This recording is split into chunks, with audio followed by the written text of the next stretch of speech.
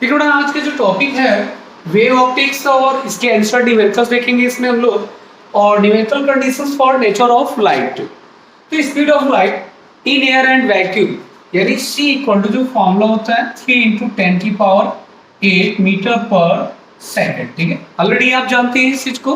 बाकी जैसे न्यूटन ने बताया था कि जो speed of light in medium, यानी मीडियम है rare medium and denser medium, यानी इन्होंने बताया था कि जो डेंसर मीडियम में स्पीड जो लाइट होती है इसकी जो मैक्सिमम होती है अकॉर्डिंग टू रेयर।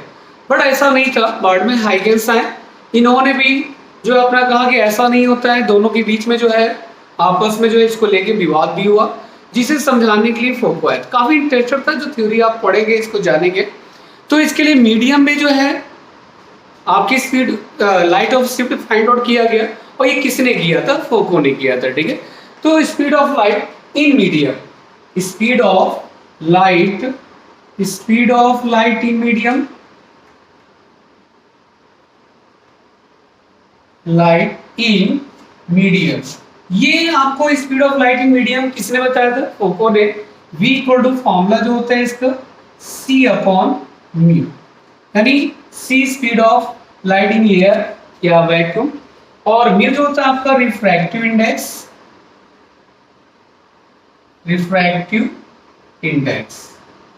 यानी ये फॉर्मूला होता है v इक्वल टू C/μ, या आप इसको n भी नोटेट करते हैं। ठीक है, और आपकी जो फ्रीक्वेंसी होती है, यानी लाइट की फ्रीक्वेंसी जो होती है न्यू इक्वल टू C/λ, या C equal to nu lambda, यानी इसमें जो न्यू जो होता है frequency of light,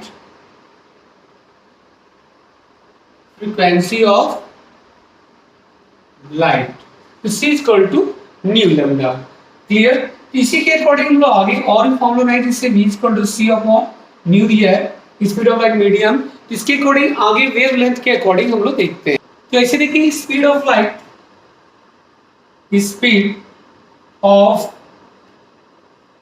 light in water,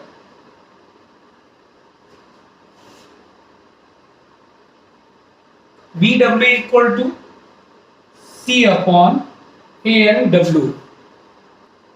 इसी तरीके से जो है speed light in water in glass, VG equal to C/ANG। अगर फाइंड आउट करना चाहें तो वाटर में वेलोसिटी जो है स्पीड ऑफ लाइट क्या होगी, तो C की वैल्यू 3 × 10⁸, यानी रिफ्रैक्टिव इंडेक्स ऑफ वाटर 4/3, 3 ऊपर ले जाइए, मल्टीप्लाई करिए, 3 3 जा 9/4, 10⁸, 4 से डिवाइड करिए तो 2.25 10⁸ मीटर पर सेकेंड।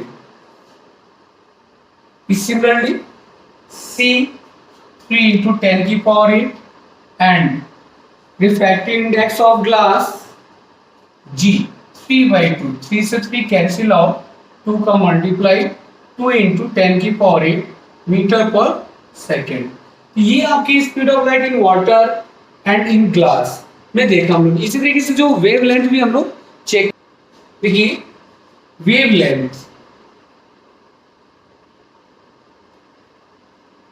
यानी λW, λA/n, W दिया हुआ ANW राइट कर सकते हैं हम λW इसको λA/ANW, wavelength in water and wavelength in air, λg equal to λA/ANG। Clear? तो λg इक्वल टू λA/ANG। इसी तरीके से इसमें जो है हम लोग आगे इसकी वैल्यू करते हैं। इफ λ इक्वल टू 6000 एंगस्ट्रॉम, तो हम वैल्यू फाइंड आउट कर सकते हैं वाटर में भी वेवलेंथ की और ग्लास में भी।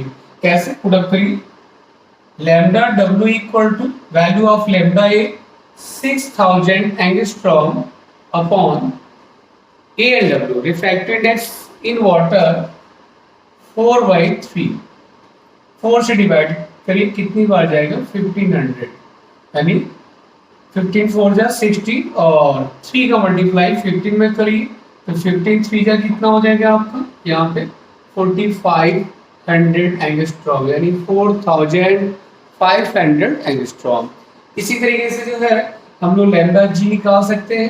तो लैम्डा जी के लिए प्रोसेस क्या है, lambda G equal to 6000 angstrom upon value of A N G 3/2 3 2 जा 6 2000 2 का मल्टीप्लाई करिए 2 2 जा 4000 एंगस्ट्रॉम। आपने देखा जो आपकी वेव लेंथ है अलग अलग मीडियम में क्या है अलग अलग है, और जो है आपकी स्पीड ऑफ लाइट भी अलग अलग मीडियम में क्या है अलग अलग है। ठीक है, इसी तरीके से जो है हम लोग इसमें आगे चेक करते हैं। इस तरह से वी नो दैट हम जानते हैं कि जब आपका जो लाइट है ट्रेवलिंग करता है one medium to another medium तो क्या चीज़ चेंज नहीं होता है, इसमें कौन सी क्वांटिटी चेंज नहीं होगी आपकी इसमें, यानी आपके पास स्पीड है, वेवलेंथ है, फ्रीक्वेंसी है, इंटेंसिटी है। इसमें चेंज क्या नहीं होती, फ्रीक्वेंसी, यानी वन टू अनदर मीडियम। ठीक है, लेकिन इसमें चेंज क्या होता है, वेवलेंथ, स्पीड चेंज हो जाएगी, आपकी इंटेंसिटी भी चेंज हो जाएगी। तो इसी के अकॉर्डिंग जो है हम लोग जो है न्यूमेरिकल्स देखते हैं और एनसीईआरटी। देखिए एनसीईआरटी के एक्सरसाइज का पहला ही क्वेश्चन है और वेरी वेरी इंपॉर्टेंट, यानी आपकी वैल्यू चेंज के बार बार ये क्वेश्चन आपसे पूछे जाते हैं और आ भी सकता है इस बार आपके एग्जाम में। तो देखिए यह monochromatic light of wavelength 589 nanometre if incident from air on a water surface, what are the wavelength, frequency and speed of a reflected and refracted light। देखिए फर्स्ट पॉइंट में जो कह रहा आपसे इसमें कह रहा रिफ्लेक्टेड, क्या कह रहा, तो रिफ्लेक्टेड के अकॉर्डिंग डायग्राम बनाते हैं तो देखते हैं रिफ्लेक्टेड कराते हैं। देखिए ये आपका सरफेस है, वाटर सरफेस, यानी यहाँ पे आपकी रेज जो है इंसिडेंट हो रही है और यहाँ से इंसिडेंट आफ्टर क्या हो जाती है, रिफ्लेक्टेड हो जाती है। क्या हो जाती है, रिफ्लेक्टेड आफ्टर क्या होता है, मीडियम नो चेंज, यानी मीडियम यहाँ चेंज नहीं हो रहा। ठीक है, यानी एक ही मीडियम में अगर है इनकी जो है स्पीड जो होगी, स्पीड ऑफ रेज जो होगी, स्पीड ऑफ लाइट जो होगी इसकी, तो क्या हो जाएगी आपकी स्पीड ऑफ लाइट c 3 × 10 की पावर 8 मीटर पर सेकेंड, यानी वाटर सरफेस से रिफ्लेक्ट हो गई, मीडियम नो चेंज। इसके आफ्टर स्पीड ऑफ लाइट आपको फाइंड आउट क्या करना है, वेवलेंथ भी फाइंड आउट। तो वेवलेंथ में भी कोई चेंजमेंट नहीं होगा, वेवलेंथ क्या दिया हुआ 589 नैनोमीटर। 1 नैनोमीटर इज 589, 1 नैनोमीटर 10 की पावर -9 मीटर। क्लियर, अब से दो चीज आपने फाइंड आउट कर लिया, एक आपका और रह गया फ्रीक्वेंसी। फ्रीक्वेंसी का फॉर्मूला होता है nu equal to C upon lambda. Value of C, C की वैल्यू आपकी जो दिया हुआ 3 × 10 की पावर 8 अपॉन सी की वैल्यू और लैम्डा की वैल्यू दे रखा 589 × 10 की पावर -9। अब देखिए नीचे -9 है, जब अपवर्ड साइड जाएगा तो पावर क्या होगी, ऐड हो जाएंगे, यानी 3/589 और 10 की पावर 9 और 8 कितना हो जाएगा 70। 3 1 0 2 0 3 0 मैंने यहाँ से लिए तो कितने यहाँ रिमाइंडर रह जाएंगे, पावर 14 589। जब ऐसे आप डिवाइड करेंगे तो क्या आएगा 5 25, यानी 5.09 × 10 की पावर 14 हर्ट्ज, ये आपका आंसर है। तो ये आपके फर्स्ट पॉइंट्स में ये कब बना आपका, जब रिफ्लेक्टेड हो रहा था। रिफ्रैक्टेड में क्या होगा, रिफ्रैक्टेड में मीडियम चेंज हो जाएगा तो उसमें फ्रीक्वेंसी नहीं चेंज होती, मीडियम चेंज होने पर तो क्या हो जाएगा, उसमें हम लोग आगे डायग्राम बना के क्लियर करते हैं। ठीक, तो देखो लो बी पार्ट में आते हैं इसके, रिफ्लेक्टेड लाइट में आते हैं, यानी रिफ्रैक्टेड, रिफ्लेक्टेड तो हो गया, रिफ्रैक्टेड लाइट के अकॉर्डिंग हम लोग देखते हैं। तो रिफ्लेक्टेड लाइट के अकॉर्डिंग क्या हो जाएगी, सिर्फ फ्रीक्वेंसी तो चेंज होगी नहीं, nu equal to formula change करते हो C upon lambda and nu equal to solve करने आफ्टर क्या है तो 5.09 10 की पावर 14 हर्ट्ज, ये आपकी फ्रीक्वेंसीज में चेंज नहीं होगी। ओके, अब देखिए इसमें सेकंड पॉइंट जो आपसे पूछ रहा, speed of light in water, यानी आपका जो पीछे डायग्राम में ड्रॉ किया यहाँ से, अब ये रिफ्लेक्टेड हो रहा, रेड टू डेंसर में जा रहा, ठीक है, यानी ग्लास में इसकी स्पीड क्या होगी, Vg फाइंड आउट करना है। तो मैंने अभी फॉर्मूला आपको ऑलरेडी पहले ही बताया था, Vg upon C upon ANG, और G फॉर ग्लास के लिए है, बट ग्लास में भी नहीं करना, हमें निकालना है किसमें, वाटर में, तो W C अपॉन ANW, और अभी मैंने कैलकुलेट पहले कर दिया था, C की वैल्यू 3 इंटू 10 की पावर 8, ये VW होगा, और ANW की वैल्यू जो होती है 4/3, 3 से क्रॉस मल्टीप्लाई, ऊपर मल्टीप्लाई करिए, 3 3 जा 9 इंटू 10 की पावर 8 अपॉन 4 डिवाइड करिए, कितना आएगा 2.25 इंटू 10 की पावर 8 मीटर पर सेकंड। ऑलरेडी आप पहले जानते भी तो डायरेक्ट यूज कर सकते हैं, बट आप पेपर में सॉल्व करके शो करिएगा इसको। अगर ग्लास से पूछता तो लोग ग्लास से फाइंड आउट करते हैं, बट यहाँ सरफेस दिया वाटर के लिए, और ट्रेवल जो लाइट कर रही है वाटर में कर रही है। अब आते हैं लोग थर्ड पॉइंट्स में, इसमें आपका वेव लेंथ क्या, जिसे अभी देखिए हम लोगों ने फ्रीक्वेंसी फॉर्मूला यूज किया था, हम लोगों ने nu equal to C upon lambda, but यहाँ पे हमें वाटर में निकालना है, फाइंड आउट करना है, तो यहाँ फॉर्मूला C के प्लेस पे कन्वर्ट हो जाएगा, speed of light in medium, medium के लिए क्या होगा, nu equal to V upon lambda W equal to V upon new.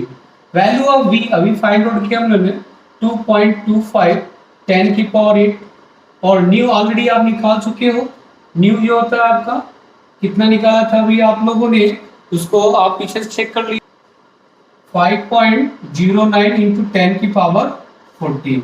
अब इसे आप कैलकुलेट कर लीजिए, पॉइंट से पॉइंट यहाँ पे कैंसिल आउट, 225 अपॉन 509 10 की पावर 8 माइनस 14, इसको लेस करिए तो कितना हो जाएगा, lambda W equal to 225 upon 509, 8 से 14 लेस करिए, कितना आएगा 10 की पावर -6, यानी यहाँ पे लिया 225, 30 इंक्रीज किया, 30 यहाँ लेस कर देंगे, -9 509, इससे इसको डिवाइड करेंगे तो 444 अप्रॉक्स इंटू 10, यानी इंटू 10 की पावर -9 मीटर, जिसे हम लिख सकते हैं 444 नैनोमीटर, क्या लिख सकते हैं, यानी ये क्लियर हो गया। यानी इस तरीके से जो है ये क्वेश्चन आपकी एग्जाम के लिए बहुत इंपॉर्टेंट है। अगला टॉपिक आपको जो नेक्स्ट टॉपिक है इंटरफेरेंस है, उसके जो भी न्यूमेरिकल्स होंगे पहले कंडीशंस फॉलो करने आफ्टर आपको इंस्टेंट न्यूमेरिकल कराएंगे, ठीक है, ओके।